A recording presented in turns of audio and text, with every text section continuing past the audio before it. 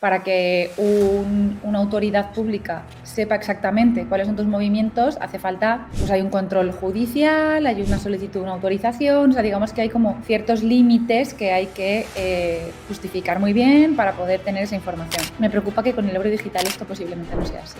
Laura, ¿tú has visto gente en la calle? ¿Tú has visto manifestaciones? ¿Tú has visto huelgas generales? Yo creo que hasta que no vean de verdad que la ciudadanía empieza a ser una olla a presión, no se sentarán a tratar de cambiar las cosas. ¿Por qué hay esa agresión, digamos, a los ciudadanos por parte de Hacienda? Porque cada año hacen falta más presupuesto. Porque cada año hace falta más recaudación. Y porque es absolutamente loquísimo como cada año batimos récords en recaudación cuando en España no somos más ricos. ¿A quién amenaza directamente Bitcoin? Bitcoin amenaza a quien se sienta amenazado por Bitcoin. Y puede ser desde un ciudadano hasta una autoridad. Si tú pudieras implementar o cambiar una ley dentro del mundo cripto en Europa, ¿cuál sería y por qué? Sería el apartado dedicado a las stablecoins. Creo que es para mí lo más criticable de MiCA. Creo que ese apartado está redactado desde el absoluto miedo que tiene la Unión Europea de que una stablecoin amenace la hegemonía del euro. Y creo que se han pasado de frenadas. Imagínate que nos despertamos mañana, Cristina, y ya vemos que está implementado el euro digital, ¿no? Digamos, ya es una realidad. ¿Qué es lo primero que harías tú con el dinero? ¿Qué es lo que jamás harías? Si mañana me levanto y me dicen, queda un día, pasado mañana todo tu dinero será euro digital, ¿qué haría yo? Lo tengo clarísimo. Pasaría el 90% de lo que tengo a... Nos están ocultando la verdad sobre el dinero digital. Bienvenidos a un nuevo episodio de Rompiendo el Mercado. Bueno, el euro digital se acerca, Bitcoin sigue desafiando el sistema, pero ¿qué hay detrás de todo esto, de estos movimientos? ¿Realmente es un avance tecnológico o un control encubierto? Vamos a descubrir esto y mucho más con la invitada de hoy, que yo tenía muchas ganas de tenerla por aquí. Cristina Carrascosa es abogada, es experta en blockchain, experta en todo el sistema cripto. Bueno, es un referente dentro del habla hispana. Cristina, muchas gracias por estar aquí en Rompiendo el Mercado. Gracias a ti por invitarme. Es un placer y con muchas ganas de hablar hoy sobre si es un control encubierto. Sí, porque es que es la gran pregunta y voy a empezar yo directamente por ahí, Cristina. Normalmente soy muy directa a la hora de preguntar y de saber exactamente qué es lo que opináis. ¿Hay que temer a esto de las monedas digitales, a esto del euro digital que tanto estamos escuchando últimamente? Depende. La respuesta para mí es depende.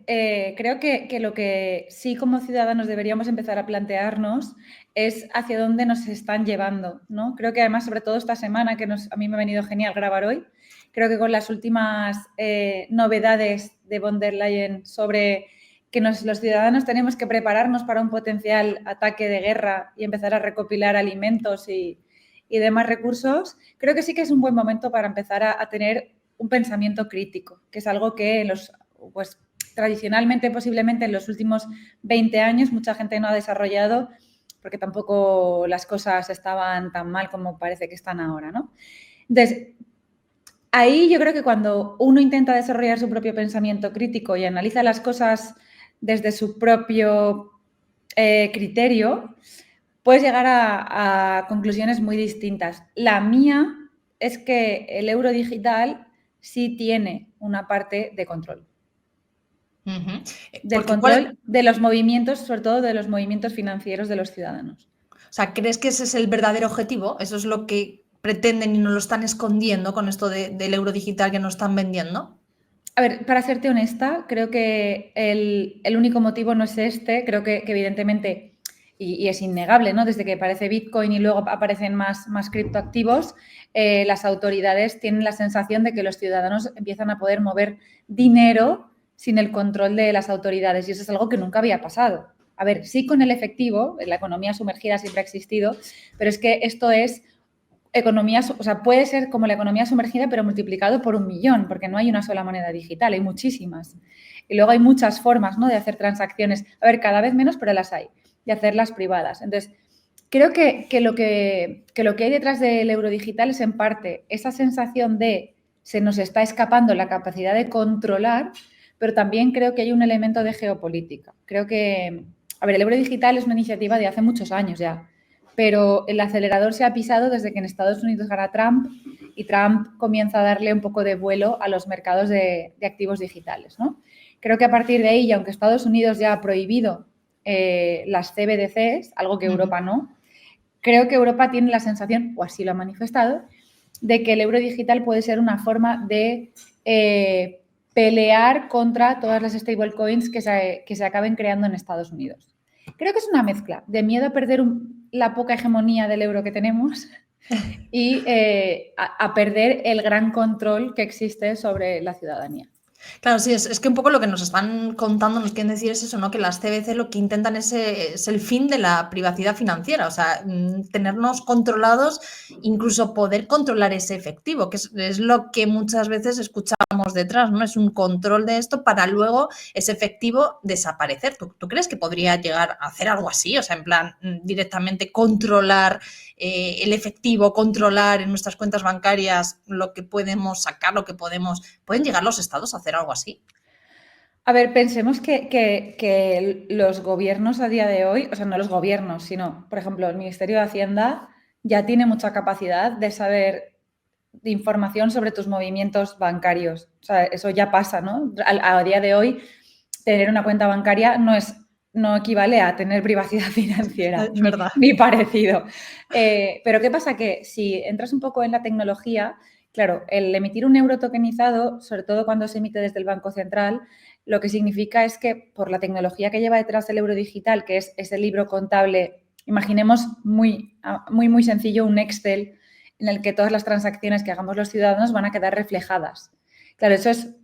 Si tú quieres echar un ojo a lo que está haciendo alguien, es mucho más sencillo hacerlo. Si ya tienes ese Excel que se va actualizando solo conforme la gente va haciendo transacciones, que si tienes que, digamos, notificarle a una empresa privada que quiere saber información sobre los movimientos bancarios de un ciudadano. A mí me produce muchísima curiosidad y muchísima inquietud cómo se va a regular la capacidad de averiguar información de los ciudadanos dentro de este euro digital, porque ya de base la tecnología no es la misma, con lo cual la regulación debería de adaptarse.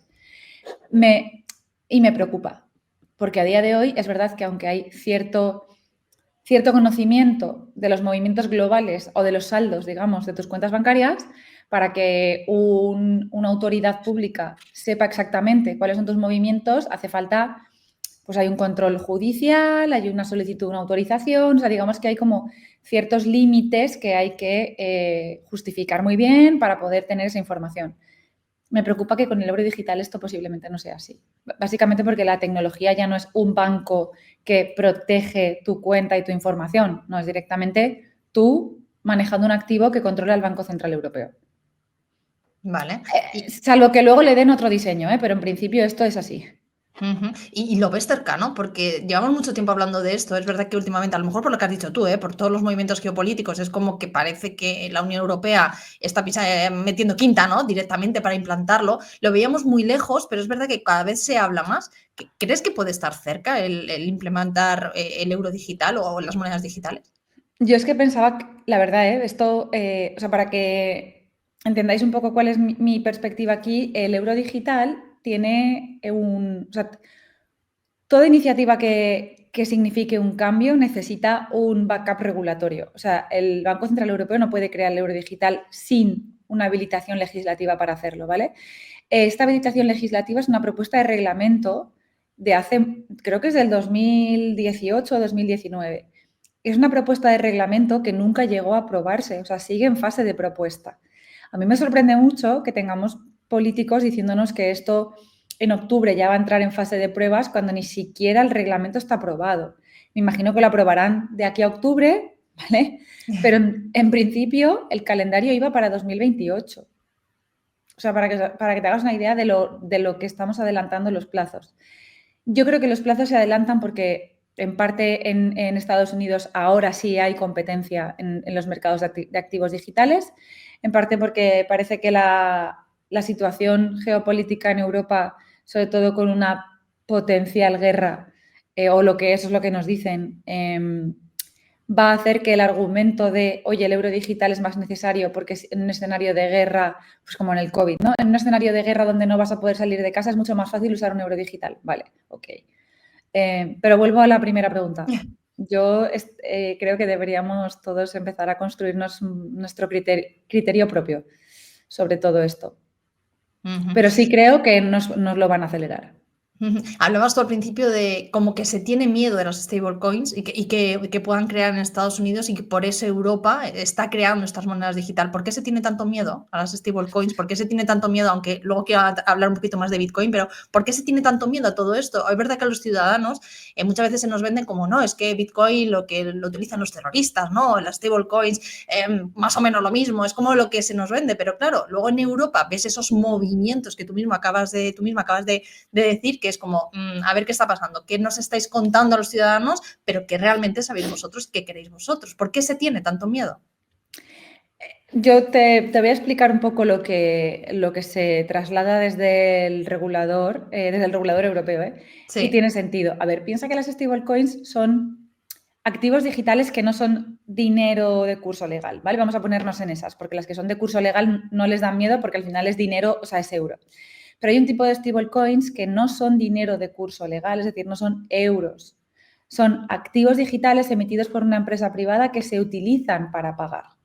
Entonces, aquí hay un punto en el que si tú, por ejemplo, tienes en cuenta Tether, que es la stablecoin con más volumen, Tether tiene, creo que es un market cap de en torno a 130.000 millones. Vale, eso significa que hay 130.000 millones que si Tether no existiese se estarían transaccionando en dinero de curso legal. Si no se transaccionan en dinero de curso legal y se transaccionan en stablecoins, significa que es dinero que no está aportando al volumen de mercado del euro. Al regulador lo que le preocupa es que al final esto se convierta en un medio generalizado de pago y desbanque al euro. Y realmente, o sea, como miedo es muy lícito, porque Tether se utiliza muchísimo para pagar. Claro, si utilizas Tether no estás usando el dólar. Bueno, el dólar sí, porque el Tether está respaldado por el dólar, pero no estás usando el euro. Eso sí significa que si Tether se convierte en un medio generalizado de pago, nos lleva a pensar que eso beneficiaría al dólar, porque es lo que respalda Tether, pero no al euro. Y en un juego de suma cero donde no hay, donde lo que se quita lo que se suma de un lado se quita de otro, la Unión Europea lo que tiene miedo es que la adopción masiva de las stablecoins implique una reducción drástica de la utilización del euro. Claro, el perjudicaría ¿Tiene sentido? el euro. Claro, tiene sentido, sí, sí. Y precisamente, hablando de ahorro e inversión, si estás pensando en dar tus primeros pasos en el mundo de las criptomonedas, estás en el lugar correcto. Con Bit2Me, patrocinador de este programa y que nos ayuda a potenciar la educación financiera, luego vais a ver por qué, comprar y vender criptomonedas Bitcoin es más fácil que nunca. Tiene más de 300 criptomonedas disponibles, pero ¿por qué elegir además esta plataforma? Es súper intuitiva, como podéis ver, perfecta para principiantes. De hecho, tiene miles de artículos y cursos gratis para aprender en Bit2Me Academy, para los más novatos hasta aquellos que ya saben de qué va esto, para los más profesionales. Y además Bit2Me lleva en el mercado español desde 2014, vamos, que no acaba de nacer precisamente. Tus fondos están seguros gracias a sus pruebas de reserva auditadas por externos y su cumplimiento normativo. Y para todos vosotros, todos los que nos seguís aquí en Rompiendo el Mercado, tenemos una sorpresa. Con tu primera compra de 100 euros o más, vas a recibir 15 euros gratis en Bitcoin. Descubre por qué esta plataforma es una de las mejores valoradas en el link que te dejo en la descripción. Si mañana, por ejemplo, imagínate que nos despertamos mañana, Cristina, y ya vemos que está implementado el euro digital, ¿no? Digamos, ya es una realidad.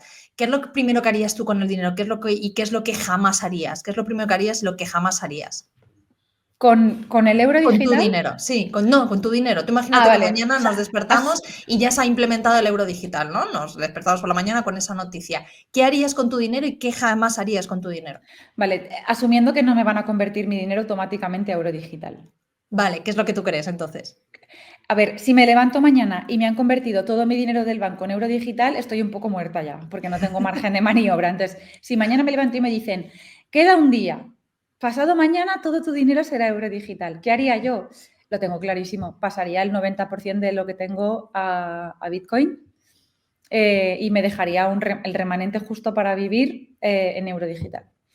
Y la explicación es muy sencilla. Yo no, o sea, ni trafico con drogas, ni vendo armas, ni... no me gusta o sea, me produce mucha incomodidad que en el siglo XXI, con la tecnología que tenemos y lo libres que podíamos ser, yo tengo la sensación de que cada vez estamos más controlados sin ningún motivo justificado. O sea, entonces, como no me gusta esa sensación, prefiero apartarme todo lo que yo pueda como ciudadana y dentro de los límites legales, prefiero apartarme de eso. ¿Crees que hay una ofensiva de los estados contra la privacidad? Porque te estoy oyendo mucho hablar de control, de un poco eso, ¿no? ¿Crees que hay una ofensiva realmente contra la privacidad a los ciudadanos? Creo que de un tiempo a esta parte la deriva de las políticas monetarias de la zona euro, por ejemplo, pero me vale para todo, ha ido a mucho peor. Entonces, en un país o en la Unión Europea en donde, al menos en España, la presión fiscal sube cada año, donde no parece que haya nadie que tenga claro hacia dónde vamos a nivel de política monetaria, donde la inflación sube cada vez más. Creo que en esas circunstancias es normal, pero no lo justifico. O sea, creo que es humano que las autoridades, por un lado, intenten controlar más, pero porque la ciudadanía lo que trata es de escapar. Al final, y esto lo comentaba el otro día en una entrevista, cuando un ciudadano ve que cada vez tiene menos capacidad de ahorro, paga más impuestos y tampoco tiene claro hacia dónde vamos, o sea, ese sacrificio no está justificado por un bien mayor, creo que es muy normal que ese ciudadano intente salir del sistema. Y no es la primera vez en la historia que lo vemos, ¿no? Y por tanto, creo que también es lógico que las autoridades traten de evitar esas salidas del sistema con mayor control. No lo justifico, creo que es una dinámica natural y que la hemos visto más veces en la historia. Lo que sí que no entiendo es cómo puede ser que en el momento de la humanidad con mayor capacidad tecnológica, mayor capacidad de pensar y de diseñar soluciones, no las tengamos. ¿Y por qué no las tenemos? O sea, entiendo el motivo de lo que explicas, es decir, no lo comparto, pero creo que este es el motivo, ¿no? Por lo que nos están haciendo esto, pero ¿por qué no realmente con todo lo que tenemos no podemos hacer algo, como dices tú? ¿Quién nos lo impide o por qué no lo hacemos? Laura, ¿tú has visto gente en la calle? ¿Tú has visto manifestaciones? ¿Tú has visto huelgas generales? ¿Tú has visto alguna autoridad pública medianamente incómoda con la situación ahora mismo? No, pues hasta que no lo estén, no cambiarán, por desgracia. Yo creo que hasta que no vean de verdad que la ciudadanía empieza a ser una olla a presión, no se sentarán a tratar de cambiar las cosas. Históricamente también ha sido así, te quiero decir, no, nada nuevo. O sea, no es que yo sea una revolucionaria, solo hay que echar la vista atrás. Sí, no, es cierto que muchas veces nos preguntamos, ¿no? ¿Qué es lo que estamos haciendo para no estar precisamente en la calle? Pues mucha gente, y con esto no quiero tampoco sea un podcast revolucionario, ni que nos vayamos todos a la calle, ni mucho menos, pero sí es verdad que, bueno, cuando hablamos con gente pues como tú, Cristina, o gente que realmente está metida en el sistema, que ve la situación y tal, es verdad que hay muchos comentarios, ¿no? Entre los ciudadanos de es que no llego a final de mes tal, pero luego nadie hace nada. Luego es cierto que vas a un restaurante y tienes que cogerlo con no sé cuánto tiempo de antelación o ese tipo de cosas, pero no llegamos a final de mes o no somos capaces de ahorrar, ¿no? A mí me llegan muchos comentarios de ese tipo, al ser un podcast de economía, finanzas Claro. y de ahorro, me llegan muchos comentarios, no, es que con mi sueldo no soy capaz de ahorrar, pero luego ves otro tipo de situaciones, la verdad es que complicadas. Yo creo que en este punto, Laura, o sea, para ser justos, creo que al final mucha gente que no está llegando a final de mes también lo que está es en el punto ese de decir, o sea, para lo que me queda en el convento, ¿no? O sea, creo que una de dos, o sales a las calles a quemar contenedores o dices, mira, voy a vivir como quiera porque al final la situación no tiene ninguna pinta de que vaya a mejorar.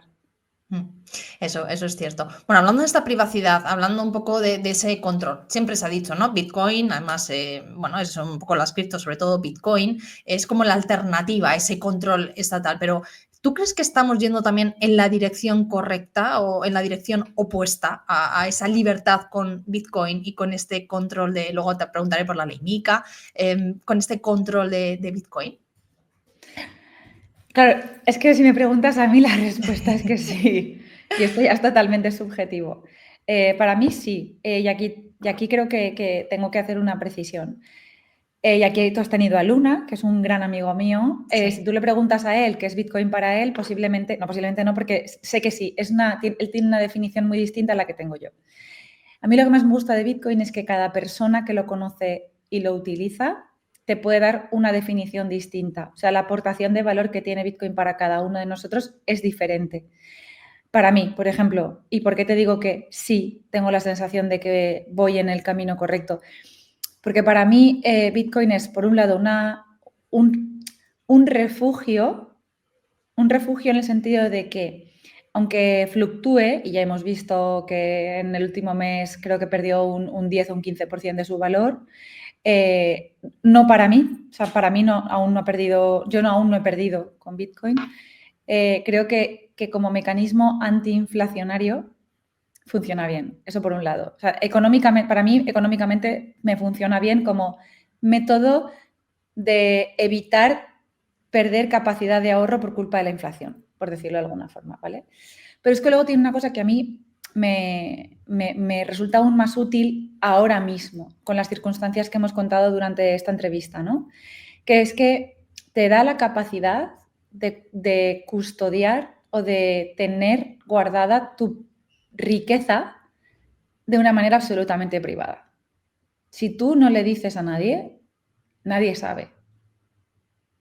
Y eso, ahora mismo, en los tiempos que corren, para mí es muy valioso. Es muy valioso. De hecho, te he oído decir a ti en más de una ocasión, Chris, que Bitcoin te cambió la vida directamente. Sí, pero ¿sabes por qué? Porque por primera vez descubrí que en la historia de la humanidad se había inventado un activo que vale dinero y que no puede ser ni regulado ni controlado por nadie. Pero ya no te digo de autoridades, ni siquiera alguien en la comunidad. Nadie por sí solo puede alterar, puede falsificar, Nadie. O sea, es el primer activo completamente descentralizado que existe en la historia de la humanidad y a mí eso me parece increíble. Totalmente increíble. Aparte de que como sistema de incentivos, cuando estudias Bitcoin te vuela la cabeza. Yo he oído alguna vez a la gente proponer para el Nobel de Economía a Satoshi y hay gente que se ríe, porque te ríes porque dices, pues que Satoshi no existe. Vale, pero como sistema de incentivos, y si nos ponemos serios, Bitcoin es de los mejores inventos que ha habido en la historia de la humanidad. O sea, ¿cómo puedes crear una cosa que no necesite ser controlado por nadie y funcione desde el 2009 como un reloj? O sea, a mí me parece como uno de los mejores inventos de la historia de la economía. ¿Qué ha cambiado Bitcoin? Dime, porque es verdad que se habla de revolución, me lo estás diciendo ahora mismo con todo lo que me acabas de contar, pero si tuvieras que decir qué ha cambiado Bitcoin, tres maneras que Bitcoin está cambiando el mundo, o sea, ¿qué ha cambiado Bitcoin realmente? Porque es verdad que muchas veces hablamos de revolución, hablamos de esos cambios, pero ¿qué realmente ha cambiado Bitcoin? Pues mira, para mí lo que ha cambiado Bitcoin es que yo llevo en Bitcoin, va a hacer este año 11 años. Y en estos 11 años he visto una progresión bestial de cómo la gente ha pasado de reírse de Bitcoin a estudiarlo. No te digo invertir, y esto no va nada de inversión, a estudiarlo. Y a raíz de estudiarlo, uno de los mayores cambios que produce Bitcoin en la cabeza de la gente es que empiezan a cuestionarse las cosas. Empiezan a cuestionarse por qué la política monetaria funciona así, empiezan a cuestionarse por qué no tenemos capacidad de decisión sobre el dinero que tenemos, empiezan a cuestionarse por qué. A mí eso ya me parece una aportación muy bestia. Que la gente empieza a preguntar ¿y por qué? Porque yo creo que históricamente y sobre todo desde que tenemos democracia, hemos vivido muy dando el ok a todo. A ver, hemos pasado por unos años de estado de bienestar donde nadie preguntaba nada porque a la mayoría les iba muy bien, ¿no? Pero creo que ahora, con las circunstancias económicas, políticas, sociales y Bitcoin, hay mucha gente que hace ese clic y entonces empieza a preguntarse ¿por qué? Incluso gente que se pregunta ¿por qué tengo que utilizar el dinero que me dice mi gobierno que utilice? Y son preguntas sanas, porque al final creo que en el debate tiene que estar que el ciudadano pregunte y el político le sepa contestar. Ese es uno de los cambios que ha habido. Otro de los cambios que ha habido, que para mí también es muy interesante, es que por primera vez el emisor del dinero legal tiene un competidor que le da miedo, porque no sabe quién es, ¿no? Me parece sano también. Yo creo que al final, cuando se supone que eres el gestor de todo el dinero que utilizamos todos los ciudadanos de la Unión Europea, es sano que en algún momento aparezca algo que te haga tener que ser más efectivo, más competente, más competitivo. No creo que lo estemos consiguiendo, pero creo que es sano. Y luego, en tercer lugar, creo que como producto tecnológico es bestial. O sea, como un producto tecnológico que está automatizado, que es un sistema de incentivos que no necesita ser actualizado, mantenido, modificado. Me parece que como pieza de software o sea, va a ser histórico. Me parecen muy buenas tres razones. ¿Y a quién amenaza directamente Bitcoin? ¿Al Estado? O a los estados, mejor dicho, a los bancos centrales, a todos. ¿A quién amenaza directamente Bitcoin? Voy a dar respuesta de gallego. Bitcoin amenaza a quien se sienta amenazado por Bitcoin. Que cada uno entiende. Y puede ser desde un ciudadano hasta una autoridad. Hay ¿Y tú mucha crees gente que se siente amenazada por Bitcoin. No hace falta que nos vayamos siempre al político. ¿Y por qué te puedes sentir como ciudadano amenazado por Bitcoin? Por desconocimiento. ¿Cuánta gente te dice, me lo has dicho tú antes, cuánta gente te dice, uy, eso lo usan los narcotraficantes? Sí. Bueno, es lo que nos quieren contar, ¿no? O lo que nos dicen. O yo reconozco que en sus inicios posiblemente se utilizó mucho para blanquear capitales. A día de hoy es lo último que deberías hacer. O sea, es de ser muy torpe utilizar Bitcoin para blanquear. ¿Por qué? ¿Porque te pillarían o por qué? O sea, ¿tú crees que es un buen instrumento, un activo, que todo lo que haces con él queda automáticamente registrado en un libro contable público? Porque a mí me parece ser muy torpe. Muy torpe. A ver, y además para blanquear dinero de manera efectiva con Bitcoin, por ejemplo, como puede hacer Lazarus, el grupo de hackers norcoreanos, necesitas una infraestructura y un conocimiento técnico que puede tener el 10% de la población mundial. Lo más normal es que si lo intentas te pillen. Es verdad que tú lo has dicho antes y te quiero hacer la pregunta, aunque me sé casi la respuesta, ¿no? Pero lo has dicho antes. Escapa siempre Bitcoin, escapa del control, pero ¿puede el Estado realmente controlar Bitcoin? Porque los que no están a favor de Bitcoin es lo que nos venden. Es que es porque todavía no quieren controlar Bitcoin. Cuando quieran, controlarán Bitcoin. Muchas veces son los comentarios, ¿no? de gente que no está a favor o que no le gusta Bitcoin o la razón que sea. ¿Realmente puede el Estado controlar Bitcoin? Además, A mí Cristina, tú eres es que, abogada. a mí es que esa concepción de que los gobiernos son una especie de ente superpoderoso, casi como un superhéroe de otro planeta, me resulta fascinante. No, los reguladores no es que no, a ver, no pueden controlar determinadas transacciones con Bitcoin y además está reconocido en la normativa. Si te vas, por ejemplo, al reglamento al 2023 creo que es el 1113, que es el de Transfer of Funds, ahí la Unión Europea te reconoce que exime del reglamento a las transacciones entre particulares realizadas con activos digitales porque no las puede controlar. Técnicamente es imposible. Entonces, no lo digo yo, lo dice una normativa creada por la Unión Europea que determinadas transacciones, que son las que se hacen P2P, o sea, por ejemplo, entre tú y yo, sin utilizar una blockchain, directamente de ti a mí, o sea, sin utilizar un intermediario, perdona, son totalmente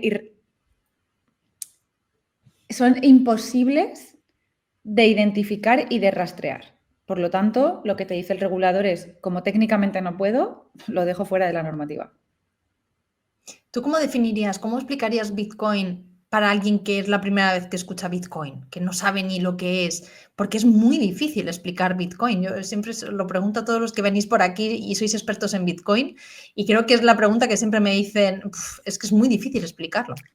Y yo voy a dar mi concepto. Y porque aquí sí que me gusta siempre aclarar que habrá gente que nos escuche, que entienda de Bitcoin, que cuando escuche mi definición me diga, está incompleta.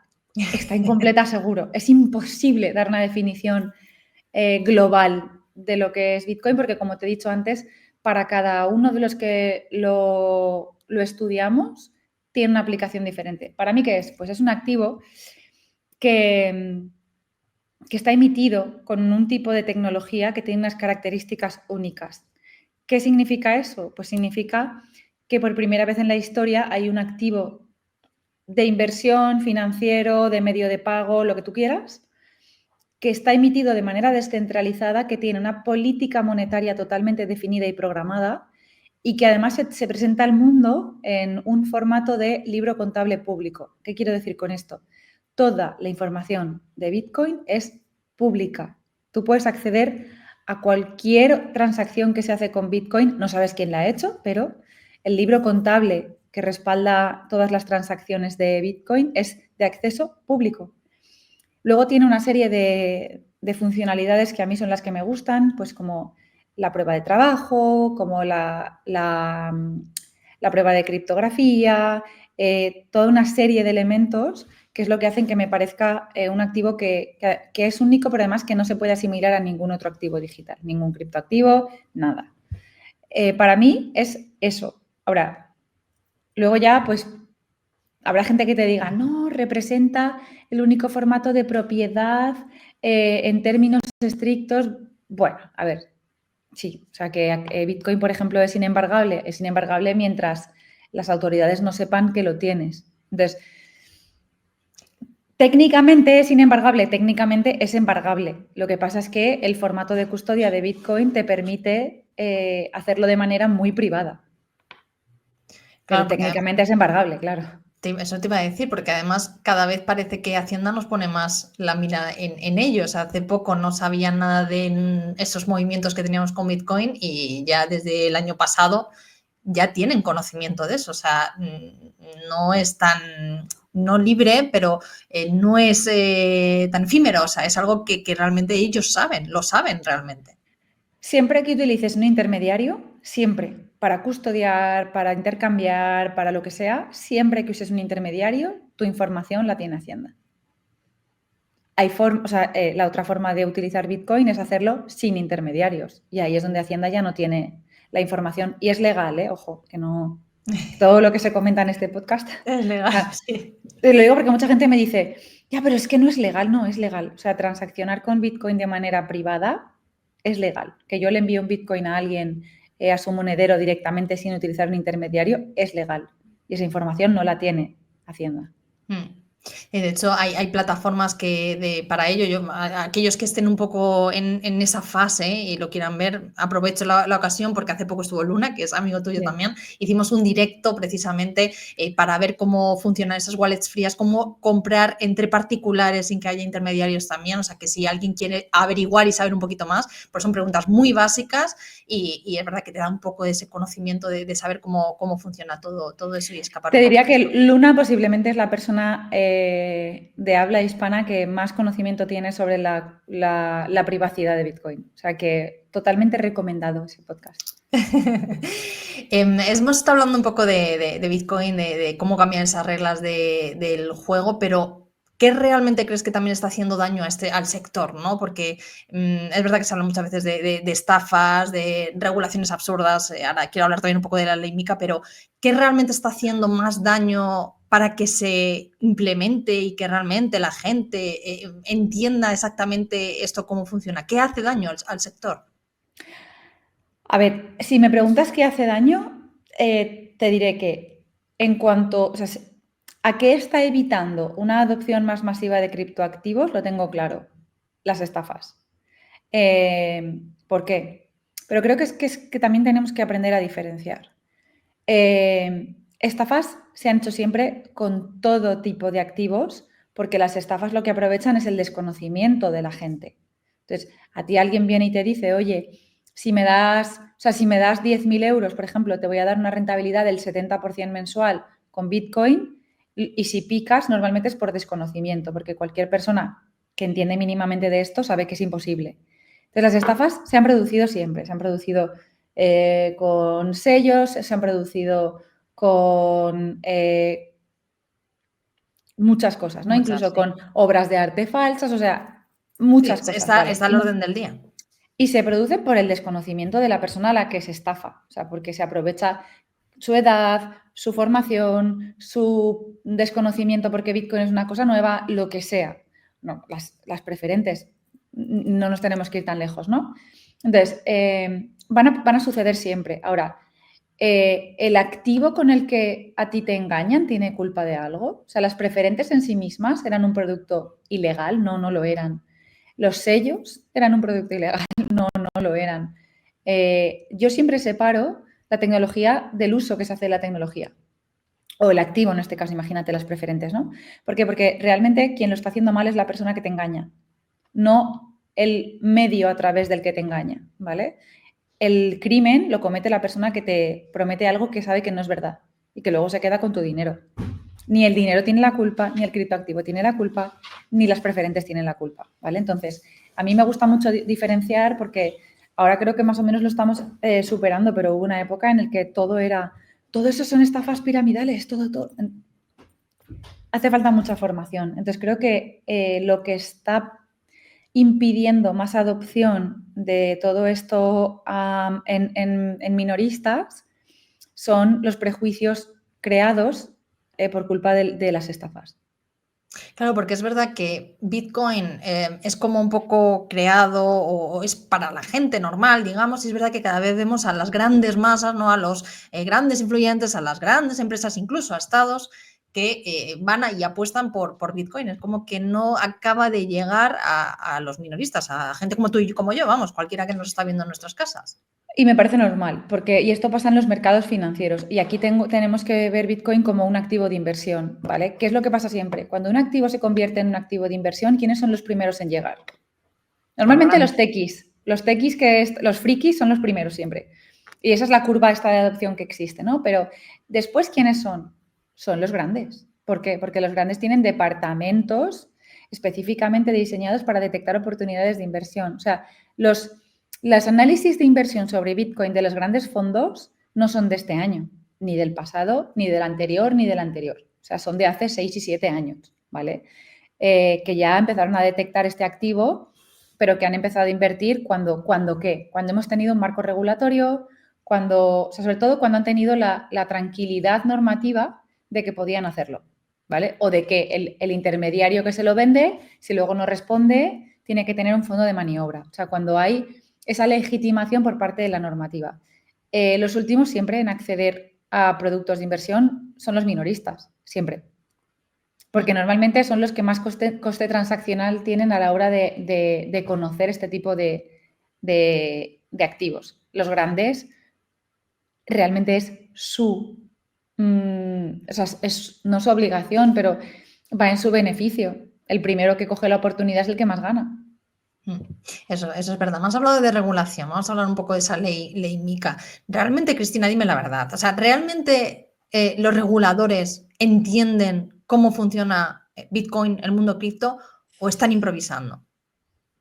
No.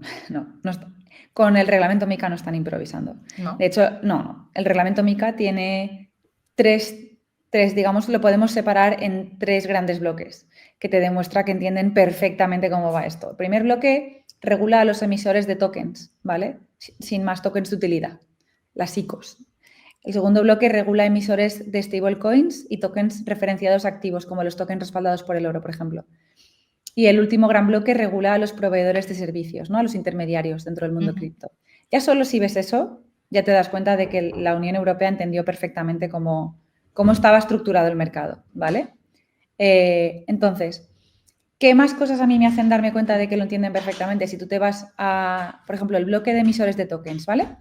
Tú ahora para hacer una emisión de tokens en la Unión Europea, lo que tienes que hacer es prácticamente lo mismo que ya veníamos haciendo antes de que existiese MiCA. Las buenas prácticas del mercado. Lo único que ha hecho la Unión Europea es trasladar las buenas prácticas del mercado a un texto. No ha metido nada extra. Ha dicho, oye, si el estándar del mercado es este y funcionaba, lo pongo aquí. ¿Qué ha hecho con los proveedores de servicios? Ha dividido, o sea, ha hecho una lista de los distintos servicios que se prestan, pero a nivel tecnológico. O sea, te ha separado lo que es una recepción y transmisión de órdenes de una gestión de carteras, de un asesoramiento financiero. Te lo ha separado todo en un catálogo y te ha dicho, mira esta lista y los servicios que tú prestes, tienes que pedir una autorización para ello. O sea, lo tiene claro. Entienden perfectamente cómo funciona esto. Otra cosa es que no guste. Y otra cosa es que ahora determinados obligados por la ley MiCA se puedan quejar porque antes todo era más flexible. Bueno, claro, cuando no hay normativa no es que haya más flexibilidad, es que tienes toda la flexibilidad. Yo creo que MiCA es bueno para profesionalizar el sector y creo que además MiCA es bueno para que haya más adopción masiva de entidades institucionales. Y a nosotros como ciudadanos, ¿cómo nos afecta? A todos los que tengamos, claro, cripto, Bitcoin o con blockchain, al resto no, pero a nosotros, ¿qué 3 claves nos puedes decir, o 4 que tú consideres, qué claves tenemos que entender de esta regulación MiCA, de cómo nos afecta a nosotros? A ver, lo voy a resumir en una porque creo que es el punto más clave de todo Fenomenal. MiCA. MiCA se crea para un objetivo específico, que es crear un marco que dote de derechos y garantías a los usuarios de criptoactivos. ¿Qué significa esto? Tú antes tenías un problema en un exchange, por ejemplo, hacías una transacción y la transacción se perdía en el limbo, tú le mandabas un correo a los de atención al cliente y ese correo posiblemente no se contestaba nunca. Yo tengo clientes con 400.000 euros bloqueados en exchanges que no han recibido respuesta desde hace meses. MiCA aquí te viene a decir que los intermediarios tienen que tener una política de gestión de reclamaciones que te contesten en 24 horas. Y si no te contestan en 24 horas, es sancionable. Otra cosa, por ejemplo, si a ti un intermediario ahora para poder recibir una autorización para operar tiene que tener un plan de liquidación ordenado. Esto significa que si por cualquier cosa en un mercado bajista el exchange va mal y tiene que cerrar, va a tener que cerrar siguiendo un procedimiento preestablecido de liquidación de activos que asegure que la gente que tenía sus fondos ahí reciba de vuelta lo que puso. Eso, o sea, si te cito Mt. Gox, que desapareció en 2014 y nunca más se supo, pues te haces una idea del cambio que supone para los usuarios, ¿no?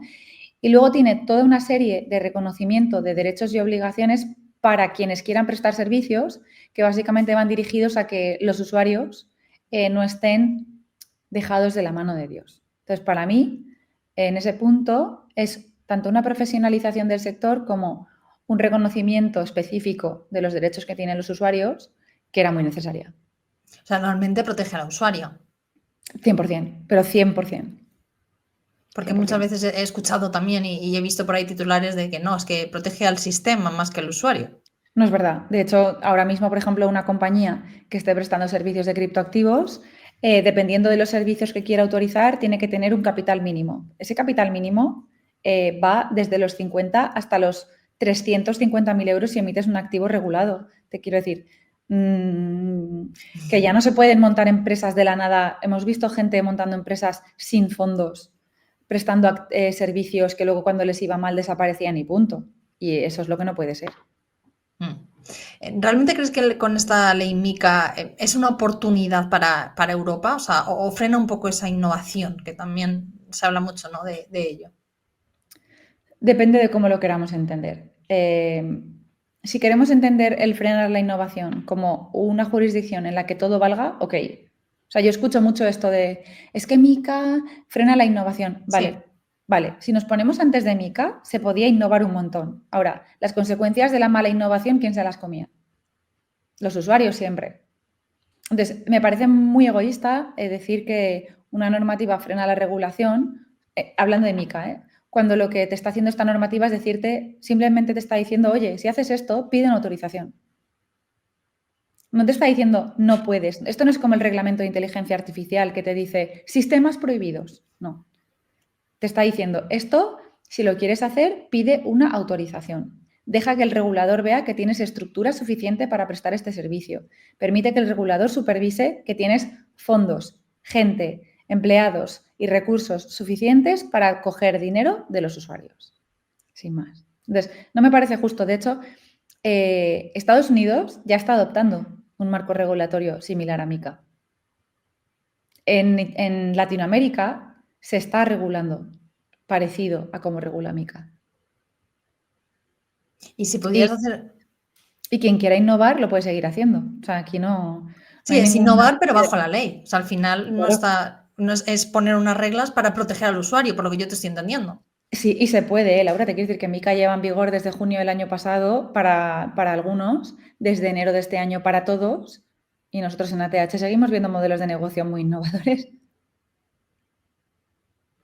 Claro, no sé, al final es seguir la ley, o sea, al final seguir esos... No es tan puntos. difícil. Exactamente. Si tú pudieras hacer un cambio en esa ley o en general, si tú pudieras implementar o cambiar una ley de esta dentro del mundo cripto en Europa, ¿Cuál sería y por qué? Sería el apartado dedicado a las stablecoins. Creo que es para mí lo más criticable de MiCA. Creo que ese apartado está redactado desde el absoluto miedo que tiene la Unión Europea de que una stablecoin amenace la hegemonía del euro. Y creo que se han pasado de frenada. Es que no, ahí no te lo puedo negar. Creo que los límites cuantitativos de volumen, de transacciones que tiene MiCA para stablecoins es un claro indicador del miedo que tiene la Unión Europea. Y, por supuesto, hay un artículo que te indica que llegado un umbral, el Banco Central Europeo te va a pedir que dejes de emitir stablecoins. Eso sí que no lo entiendo. Y lo hace por el miedo. Claro, porque al final, además te lo pone en la normativa, en el preámbulo, si te lo lees, que una stablecoin que alcance determinado volumen de mercado o determinado número de transacciones diarias habrá alcanzado la categoría de medio generalizado de pago. Y en ese caso, tendrá que dejar de emitir. Y tendrá que asegurarle al Banco Central Europeo por escrito cómo va a hacer para mantenerse debajo de los umbrales. Eso a mí no me gusta. ¿Qué diferencia los stablecoins? No sé, ya hemos hablado un poco de Bitcoin, hemos nombrado varias veces a las stablecoins, por si alguien no lo sabe bien, pero ¿qué diferencia, por ejemplo, las stablecoins de Bitcoin y qué diferencia de stablecoins de las altcoins, que también se oyen mucho, de las meme coins, que también se oyen mucho? O sea, ¿qué diferencia? ¿Por qué se tiene tanto miedo a los stablecoins? Las stablecoins son el único activo dentro de todo el ecosistema cripto que su funcionamiento consiste en cada token que se emite está respaldado por una unidad de divisa de curso legal. En un ratio de 1 a 1 normalmente. O sea, replica un poco el patrón oro. Si tú creas, por ejemplo, una unidad de Tether, que es una stablecoin, lo que haces es respaldarla con $1. Eso que se inventó hace ya muchos años, no es nuevo de ahora, o sea, lleva como, te diría, casi 9 o 8 años funcionando, lo que ha demostrado es que mantiene el valor. O sea, una stablecoin, que es, en español es una moneda estable, lo que ha demostrado es que mantiene valor. O sea, el Tether, que está respaldado por el dólar, históricamente siempre ha valido entre 0,98 y 1,2 dólares. Entonces, ¿qué pasa? Que es lo más cercano a replicar una moneda de curso legal que existe. No tiene, o sea, no sufre de la volatilidad de los mercados cripto. De ahí no es el como miedo. Bitcoin, claro. No, para nada. O sea, fluctúa como mucho un 0,5, un 1. Entonces, ¿qué pasa? Que la gente sí se apoya en este tipo de criptoactivos para hacer pagos, para ahorrar, Entonces, eso es lo que le da miedo a la Unión Europea. Claro, eso te iba a preguntar, ¿para qué se utilizan los stablecoins entonces? Pues mira, inicialmente la invención de una stablecoin se dio cuando en más o menos 2017 los mercados cripto eran mucho más volátiles que ahora. Entonces, alguien dijo, oye, para poder resguardarnos de la volatilidad del mercado cripto sin salir del mercado cripto, vamos a crear un activo que sea estable. Entonces, cuando los mercados empiecen a fluctuar de manera loca, en vez de tener que volver a depositar dinero en el banco, o sea, salirte de cripto y volver al banco, lo que vamos a hacer es crear un activo que se mantenga estable en valor y entonces simplemente haces un swap, ¿no? Pues pasas de bitcoins a la stablecoin y cuando el mercado se relaje, puedes volver otra vez. Esto se hizo creando la prueba y error. Lo primero que se intentó fue respaldar un token con dinero de verdad. Pues patrón oro puro, ¿no? O sea, Sí. en la cuenta tú me das €1, yo ese euro lo guardo en la cuenta bancaria de la empresa, te doy un token y confío en que mantenga valor. Eso ha pasado, o sea, se ha mantenido el valor.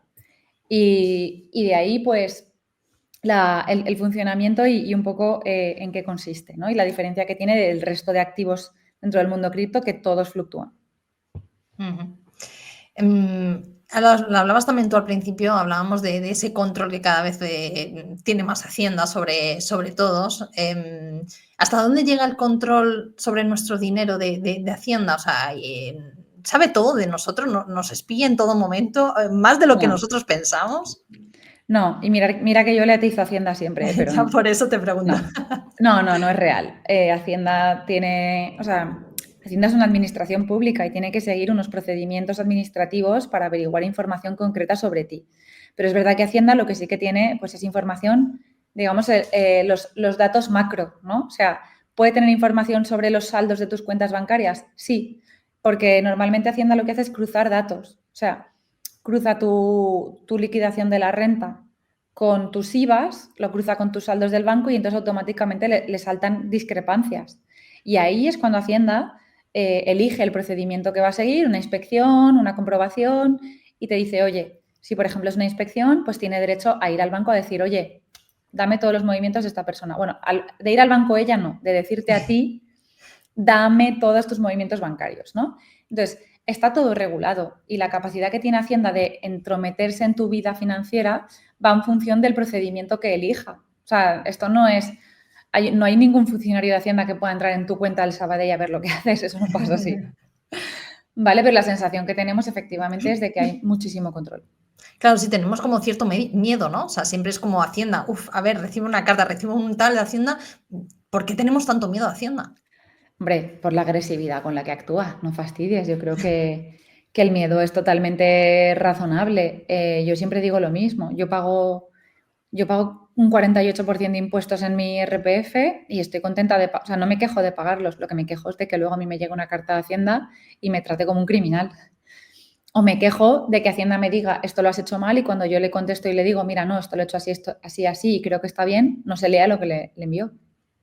Me quejo de eso, o sea, me quejo del trato. No me quejo de los impuestos, me quejo de cómo me trata como ciudadano. Creo que el trato podría ser muchísimo más, o sea, muchísimo menos agresivo. Y creo que el miedo no viene de que tengas que pagar IVA. Creo que el miedo viene de que sabes que si te llega una carta de Hacienda, casi con total seguridad vas a acabar pagando algo. ¿Y por qué crees que es así? O sea, ¿por qué hay esa agresión, digamos, a los ciudadanos por parte de Hacienda? ¿Por qué no nos dejan, bueno, pues como tú dices, no, oye, mira, yo te estoy demostrando que esto es así, porque voy a tener que pagarlo sí o sí, ¿no? Que es un poco lo que estoy sacando de lo que me estás diciendo. Porque cada año hacen falta más presupuestos. Porque cada año hace falta más recaudación. Y porque es absolutamente loquísimo como cada año batimos récords en recaudación cuando en España no somos más ricos. Y es una pena, pero es así. Si mañana tú, por ejemplo, Cristina, llegas, imagínate una inspección de Hacienda, ¿qué es lo primero que deberíamos hacer, ¿no? A cualquiera de nosotros nos llega esa inspección, tú que eres abogada además, ¿qué es lo primero que deberíamos hacer y lo que jamás deberíamos hacer? Tú que además que creo que tienes, por lo que estás diciendo, bastante experiencia en ello. Sí, por desgracia sí. Lo primero que tendrías que hacer es levantar el teléfono y llamar a un buen abogado. Un asesor me vale, pero si es un asesor que tiene un abogado al lado, mejor, porque esa inspección normalmente terminará en un documento que posiblemente quieras recurrir. Entonces, y eso lo va a recurrir un abogado. Yo siempre digo que las inspecciones se las puede llevar un buen asesor fiscal en colaboración con un buen abogado tributarista, te aseguras que luego eso termine estando bien construido, ¿no? El caso para llevarlo a los tribunales. ¿Y qué es lo que nunca deberías de hacer? Contestar tú mismo. Ni ir a una inspección sin alguien que te asesore. Nunca, nunca, nunca, nunca. ¿Por qué? Porque tienes todas las de perder. Porque por el propio desconocimiento ni siquiera tienes ni idea de qué derechos tienes. O sea, y hay casos muy... que yo, por ejemplo, he visto... Yo antes de hacer cripto hacía fiscal, ¿no? Entonces, y yo justamente me dedicaba a litigar contra Hacienda. Entonces, me he leído muchas sentencias. Y en sentencias he visto casos de personas que, por ejemplo, han decidido ir solas a la inspección, se les ha pedido documentación contable y la han aportado cuando realmente uno de los derechos que tú tienes es a no aportarla, ¿vale? Entonces, es como en cualquier procedimiento, pero te diría lo mismo si vas a comprar una casa, ¿eh? O sea, no... Infórmate de los derechos que tienes, no vayas tú solo sin tener conocimiento de qué derechos tienes y qué cosas puedes hacer y qué no. Entonces, te diría que si tienes una inspección, nunca vayas solo. Tú además ahora que te dedicas más, bueno, acabas de decir más al mundo cripto, como abogada tal, me imagino que habrás vivido de todo. También en este aspecto de inspecciones, me imagino, no sé si vivirás de forma, no sé cómo decir, no sé si más agresiva, pero como que no sé si se está persiguiendo aún más todo este tipo de aspectos que puedas ver dentro del mundo cripto, blockchain, innovación. Te voy a ser sincera. En el mundo cripto lo que he visto es justo lo contrario. Nosotros llevamos muchos años y nosotros, por ejemplo, aquí en Valencia hemos estado durante varios años.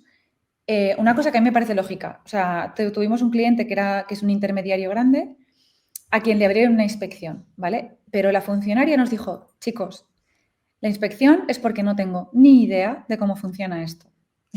Lo único que necesitaba era entender.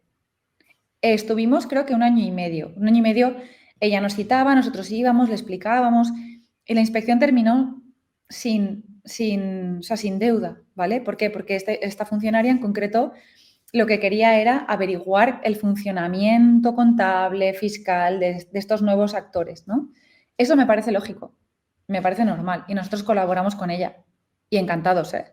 Entonces, no he visto tanta agresividad con lo que son intermediarios, con los ciudadanos puede ser otra cosa, pero con lo que son los clientes nuestros en ATH, que son un poco los actores del ecosistema, no hemos visto esta agresividad y vemos mucha colaboración. Eso tengo que reconocerlo. Si fueras ministra de Hacienda por un día, no sé, vamos a ponernos en ¿Yo? ese equipo, sí, en un hipotético caso, ¿qué es lo primero que cambiarías o qué es lo primero que harías? Buah, es que haría muchas cosas, pero muchas. Lo primero, eliminaría las comisiones de los funcionarios. O sea, creo que los incentivos en función de los procedimientos que inicias y que cierras, eso no tiene ningún sentido. Lo segundo, haría una cosa que me parece que ahora mismo es súper perversa, que es lo de poder ejecutar la deuda antes de demostrar que lo has hecho mal. Eso para mí es lo peor que tiene este sistema en este país. Y luego mandaría un mensaje obligatorio a todos los funcionarios.